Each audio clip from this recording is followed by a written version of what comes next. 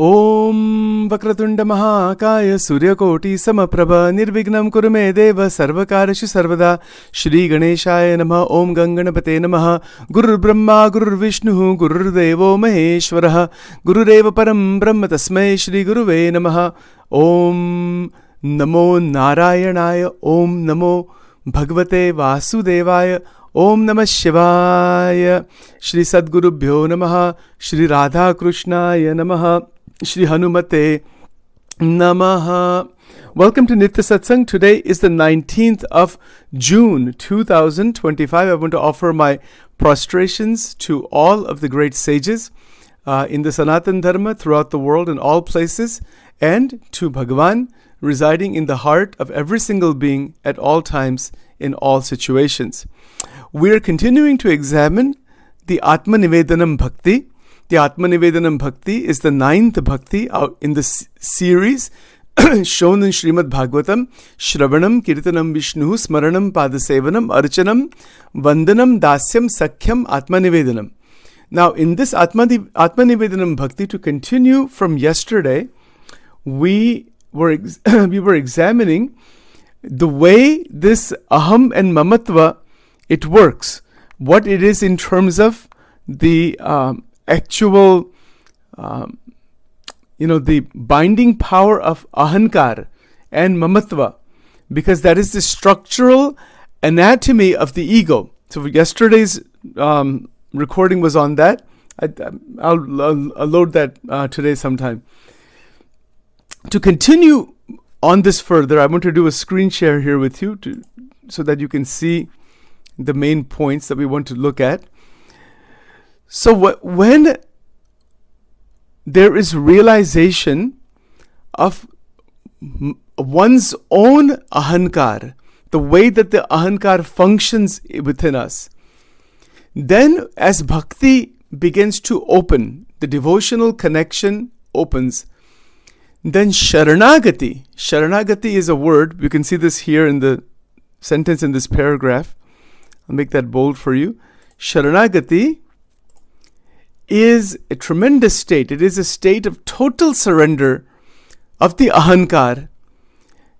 And of course it is not simply behavioral compliance, but a reconfiguration of the ontic axis of selfhood. I know that's a little technical language there. What that means is, what does this mean? Ontic axis of selfhood. The word ontic refers to ontology, meaning being. I consider myself, I'm Sachin, I'm this, I'm that, this is my name, this is my, this is my background. Yes, all that is there. But the self now has been reconfigured into Sharanagati.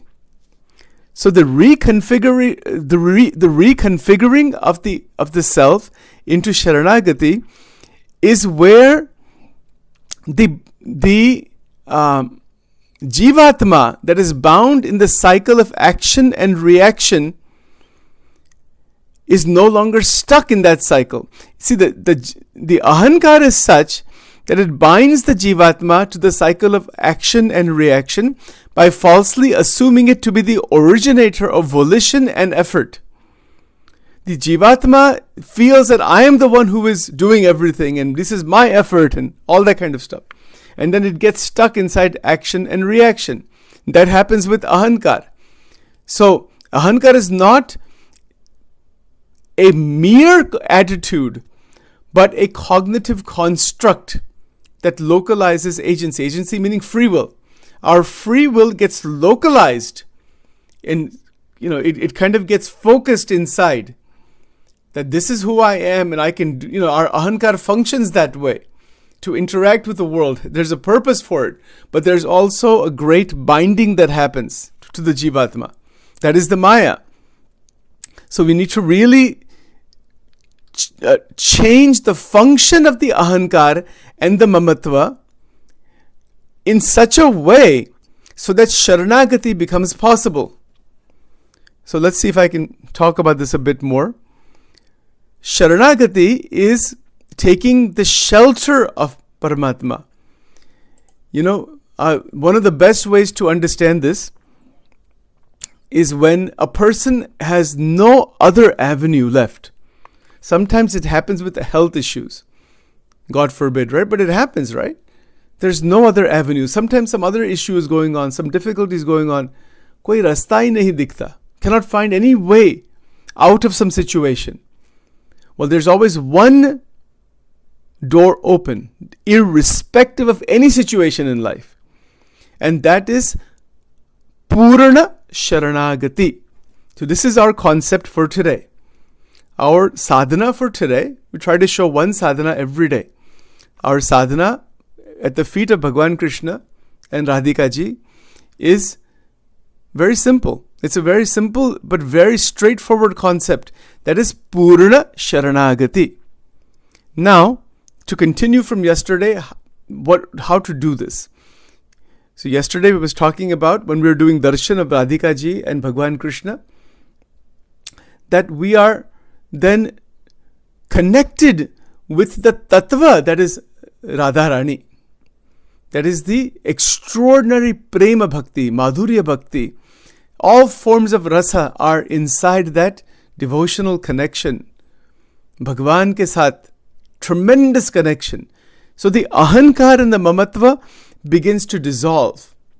And it is with that firm conviction meaning shraddha, meaning nishta, shraddha, ashray. It is through that one can take the shelter of Ishta Devata. Actually, the shelter is from inside. So when we are standing in front of the murti or sitting in front of our Ishta Devata, or it could be Bhagwan Krishna, Bhagwan Ram, Bhagwan Shankar, forms of Devi, maybe Guru is also possible. When we are standing in front of, to really shift from inside, that's the ontic shift, that I am yours, मैं आपका हूँ, पूर्ण. How amazing is this? How wonderful is this?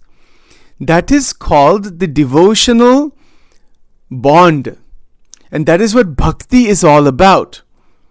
Bhakti is not just intellectual analysis, and that is fine.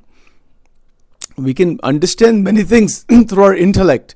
Bhakti is the inner connection of the Shakti inside that is connected towards Paramatma with extraordinary bhavana, with scriptures, with scriptural knowledge, through the Shastras, through the Charitra, through the Adhyatmic teachings. Like in the case of Bhagwan Krishna, the Adhyatmic Jnana is in the Srimad Bhagavad Gita.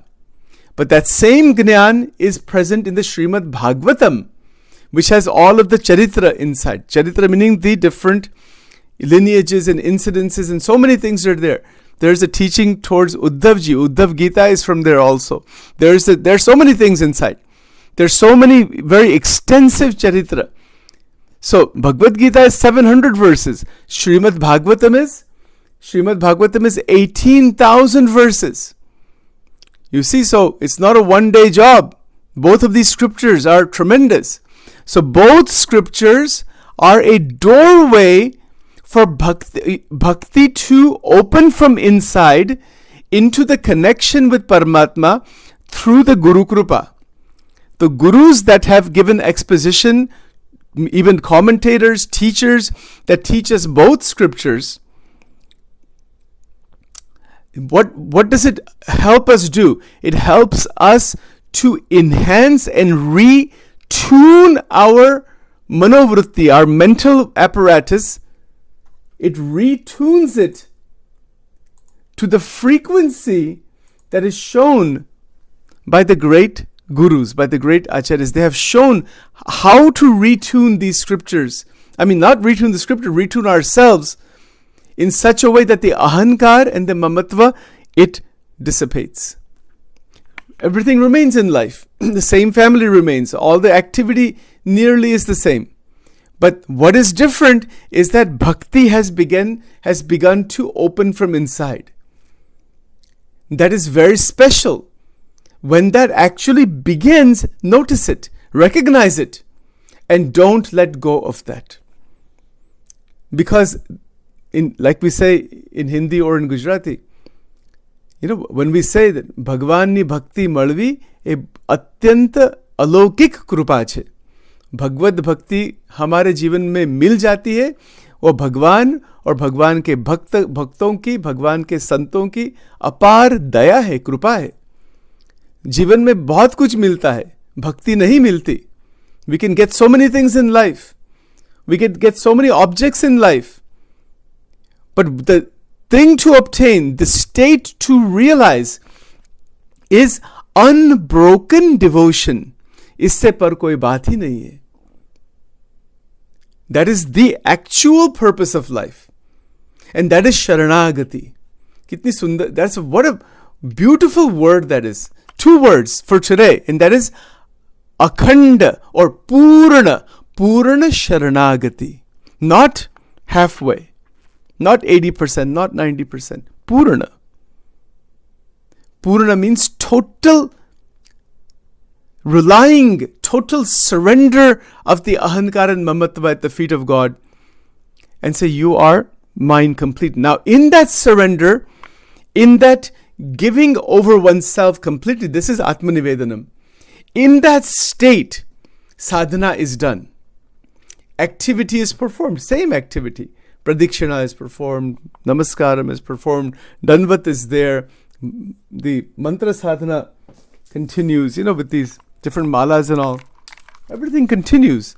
We eat regular food, we do everything. But there's a deeper transformative shift that our heart is connected to Paramatma. And this takes, it has its own evolution. That activity within the realm of the world continues. We have regular activity continues, but all activity is offered at the feet of God. And in doing so, the ontic axis of selfhood is reconfigured. It is a reconfiguration so that we do not react to the world outside. That stops. Does it mean we're careless? No. We don't react. There is action towards the world by God through us. That is called karuna, the unentangled, non-entangled compassion towards all opens from inside because of the because of the expansion, proliferation of jnana and vairagya. The higher vision opens up.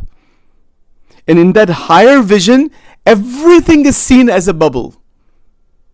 All the way up to Prakriti and Purush. Every body that we see, everybody we see, we see everybody. Every body, B-O-D-Y, is a bubble. From the ant all the way up to Brahmaji. Brahmaji ka jo sharir hai in Satyalok, that is also 100 years. Then that body also goes. And everybody in between, in each Brahmand there is Brahmaji. Brahmaji ka bhi limited ayush hai, but he's a Ishvara. That is a being.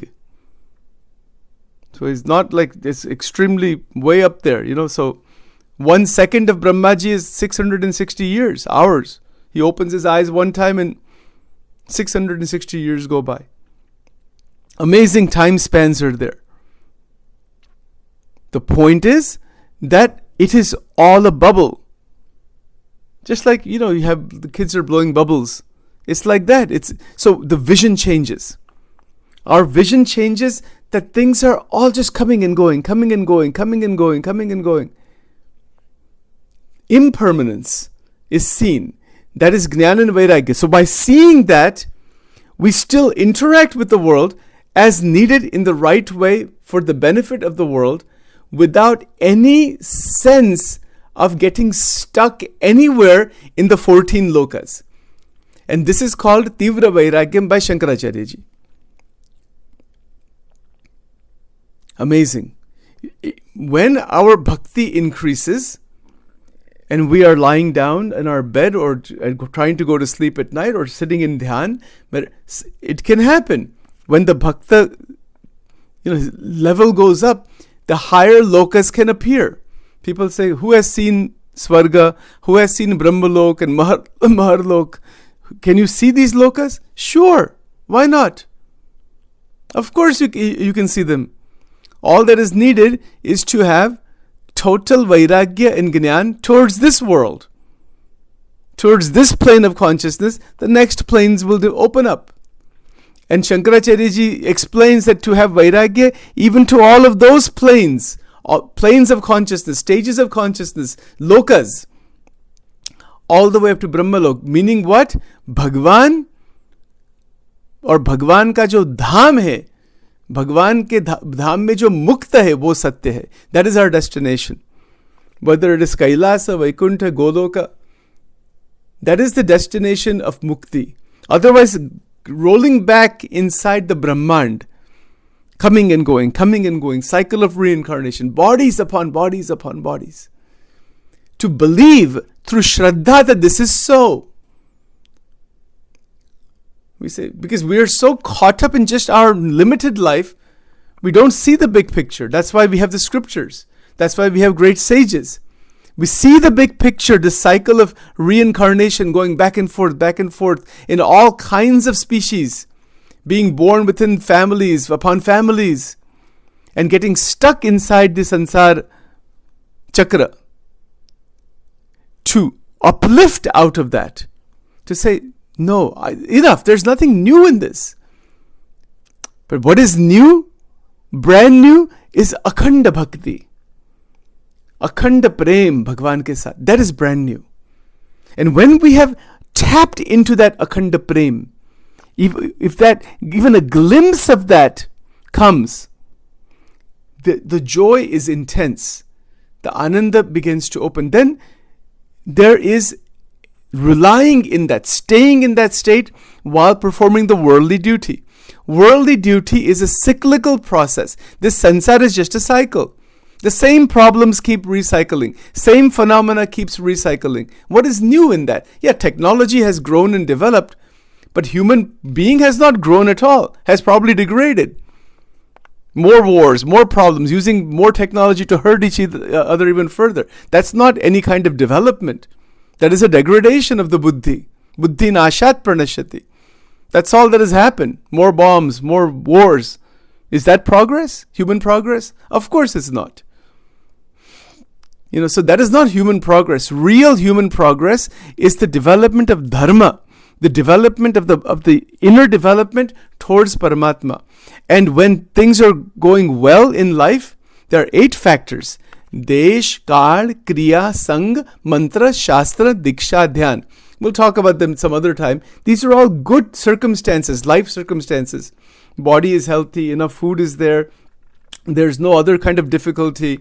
There's no other type of some terrible situation going on, right? When the good circumstances are present, do not lose. Hold on one second here.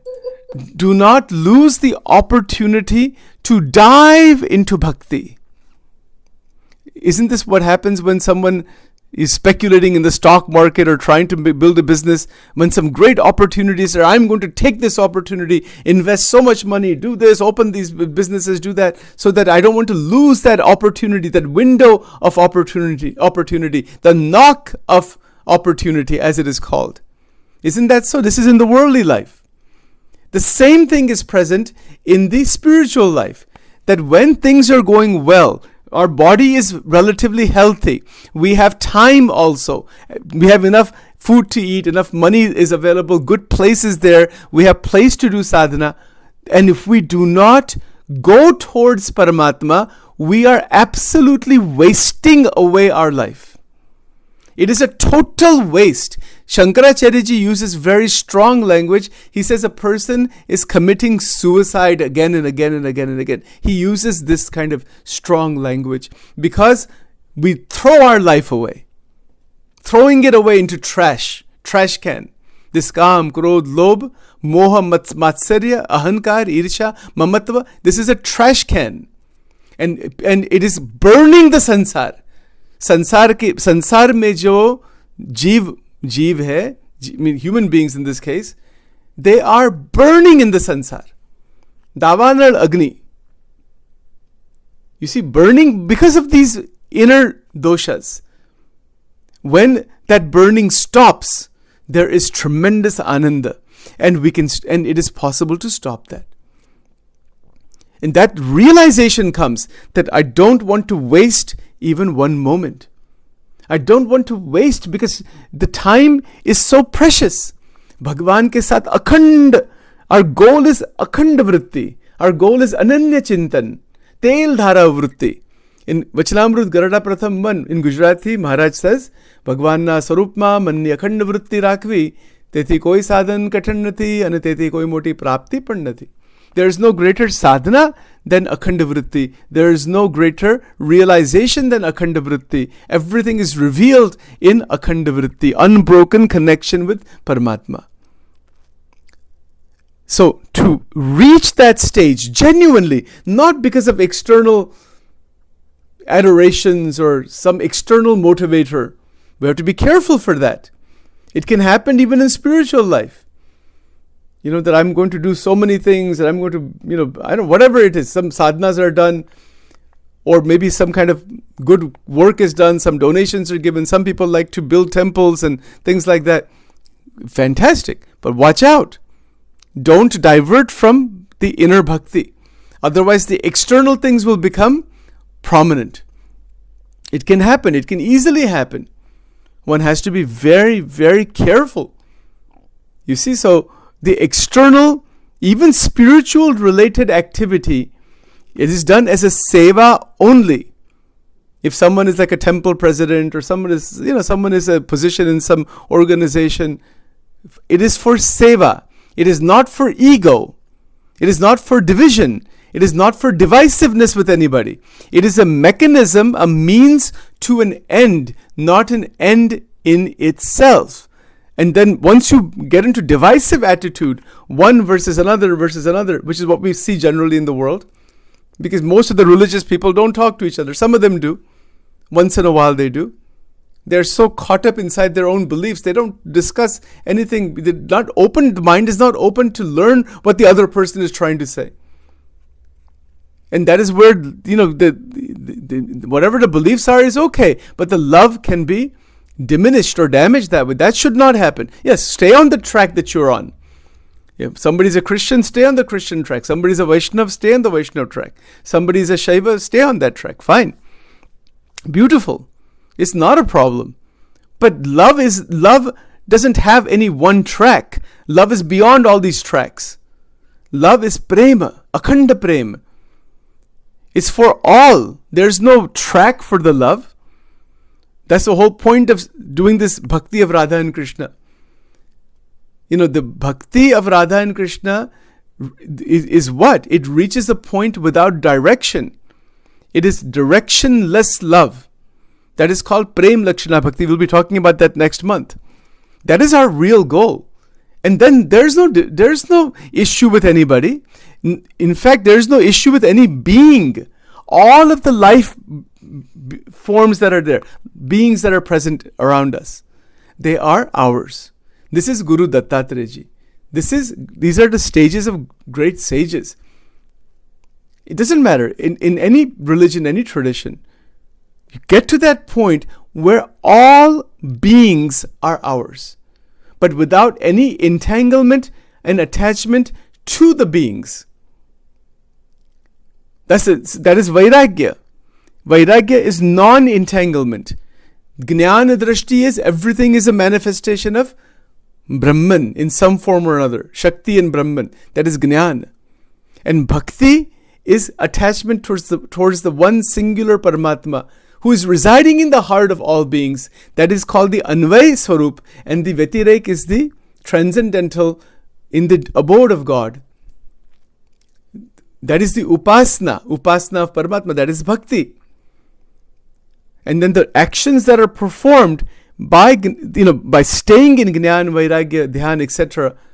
and Bhakti, that is called Dharma. So this is where Dharma, Jnana, Vairagya, Bhakti combine together. This is called Ekantika Dharma. And when we are actually in this state of this extraordinary combination, that is where the platform is set.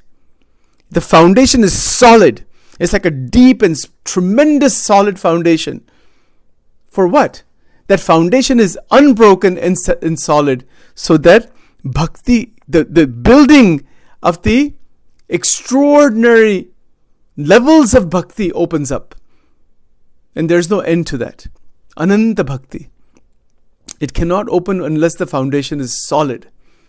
And then and through that, our life becomes absolutely amazing. There's no comparison to this kind of life.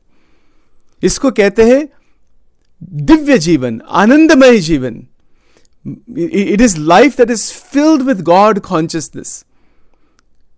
It's a God intoxication. Quote, not in a negative way. It is intoxication. It is rasa again and again and again. Take the Gita, for example. How much rasa, the wisdom that is there, the ananda that is there, the great scriptures, the bhajan kirtan that is there, that rasa continues and continues and continues. And and the worldly life is also there. There is no disrespect for the worldly life. As Chaitanya Mahaprabhuji taught us. Chaitanya Mahaprabhuji said that the worldly life, this world is called the inferior energy of Bhagavan Krishna. And the Tattva Gyan is called Achinta Bheda Bheda Tattva. I know it's a little difficult to understand, but there's no disrespect for anything. Bhagavan ki hi sab shakti hai. If you open up a science book or a social sciences book or a chemistry book or any of these, knowledge of the world is also God's power. It is aparavidya and there's paravidya. All right, so with that, we'll stop here for now. And we'll continue on this further tomorrow. Lots of interesting ways to further even understand Ātma-Nivedanam. What was the point today? Today's sadhana is Purna Sharanagati. Stay with these two words. Try to stay in that state hour by hour by hour until we go to sleep tonight. And the whole day is absolutely filled with devotion, with seva, with bhakti, with sharanagati bhav, that I am at the feet, that the ahankar and mamatva are left aside. Our being, our atma tattva is at the divine divya charana of Radha and Krishna, of Sita and Ram, of Hanumanji and Bhagwan Ram, of Devi Parvati and Bhagwan Shankar. They're sab ek hi hai. Okay, they're not anything different. Paramatma is only one. But whichever way we want to go, stay at their feet, at the feet of the Supreme Paramatma. But right, so with that, we shall do our closing prayer. I've gone way over time again. But anyway, we'll do our closing prayer and then we'll continue on this tomorrow. Om Vakratunda Mahakaya Surya Koti Samaprabha Nirvignam Kurume Deva Sarvakarishu Sarvadam Aim Rim Klim Chamundaye Viche Om Glom Hum Klim Jum Sahajwalaya Jwalaya Jwala Jwala Prajwala Prajwala Aim Rim Klim Chamundaye Viche Jwala Hum Samlam Ksham Phat Swaha Om Shreem Reem Shreem Kamale Kamalale Prasida Prasida Om Shreem Reem Shreem Shri Mahalakshme Namaha Om Shriye Om Shreem Shriye Swaha Om Durge Durge Rakshini Tha Tha Swaha Guru Brahma Guru Vishnu Guru Deva Maheshwara Guru Deva Param Brahma Tasmai Shri Gurave Namaha Om Shri Sadguru Bhyo Namaha Om Shri Radha Krishnaya Namaha Om Hrim Swaha.